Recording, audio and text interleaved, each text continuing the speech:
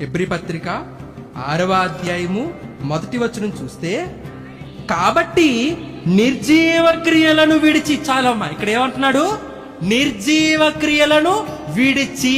అంటే ఇప్పుడు జీవం తీసే క్రియలు కూడా ఉన్నాయా?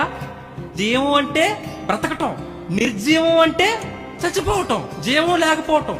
అంటే ఇప్పుడు జీవాన్ని కూడా తీసివేసే క్రియలు అంటున్నాడు.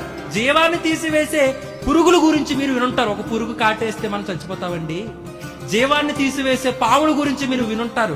ఒక పాము కాటేస్తే మనం చచ్చిపోతామండి. జీవాన్ని తీసివేసే చేపల గురించి, కరెంటు షాక్ చేపలు ఉన్నాయట నీటిలో, సముద్రాల్లో. అలాంటి చేపల గురించి మనం విన్నాం. కానీ క్రియ అంటే పని అంటే మనం చేసుకునేదే.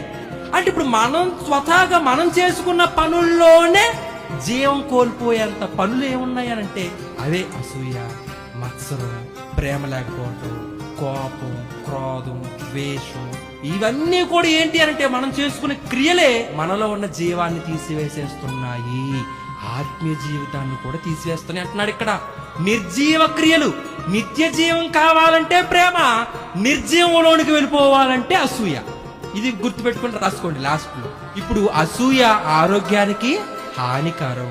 మద్యపానం, ధూమపానమే కాదు, అసూయ ఆరోగ్యానికి, ఆత్మీయ జీవితానికి కూడా హానికరమే.